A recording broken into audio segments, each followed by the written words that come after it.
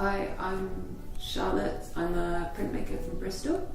I work with traditional forms of printmaking and bookmaking, and I've been at the laboratory exploring how these can be combined with new tech. Right. So you've made a book. So I've made a sort of interactive artist book.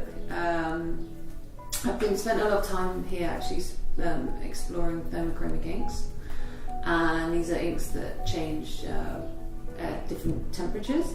So when heated up to 80 degrees Fahrenheit, they disappear, a lot of them. Yeah, so I've been experimenting with how this can change not just with the heat of your hands, which usually is enough, but how you can combine this with circuits and circuitry to have images that, for example, when you open the page of a book, will start changing colour.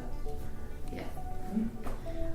And so you handmade the entire book from start to finish. Can you walk us through the process a little bit? So starting with the paper, I went back, I worked at Gonzaga they've got a paper making department, and I made used traditional paper making process with embedding circuits into the actual paper.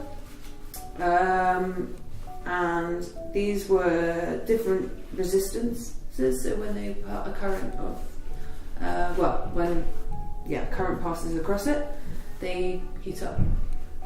And then I laser engraved a number of different printing plates, which I printed with thermochromic inks, and put into an artist book that when it is opened and the bookmark comes in contact with a different page, it signifies which audio tracks to play, and then secondly which page to heat up.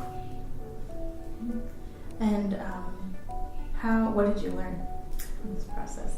I learned so much. I learned so much about physical computing, about different circuits and different resistance and different materials as well, what heats up well, what doesn't, different ways the inks work, so whether they're water-based or oil-based or anything, and like how that changes how their colour changing properties. And then so much of things like MOSFETs and different transistors, and how different like currents and voltages work without destroying your circuitry as well. And how do you see incorporating tech and this kind of work into your traditional work moving forward? So next year, doing a larger, sort of longer research project in Poland, working with people who worked with printing during censorship. So how a lot of them appropriated things like took printing and found different ways of doing it and faster ways, and resorted to new methods. And I want to do a larger research project on how they're still printing today, and especially with tech and stuff, I think it raises a lot of questions about censorship and these sort of contemporary issues. So I can definitely see exactly what I've done now, taking it forward. Right. And what would you tell future residents to expect about laboratory?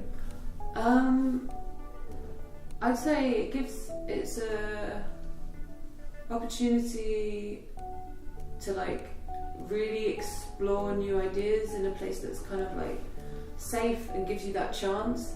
I mean, like, it was kind of like you get enough hands-on contact time with the guys here and the whole team. There's so many, and you get the chance to be put in contact with all the different sort of people. Like for me, like finding printmakers and paper makers and going to the chance I went to a conference as well while I was here. So there's a huge chance to connect with the community, but also the chance to explore and have your own time to really to explore. And if people want to follow your work or find out more, where can they find you? So yeah, I've got a website which is charlottebiszewski.com,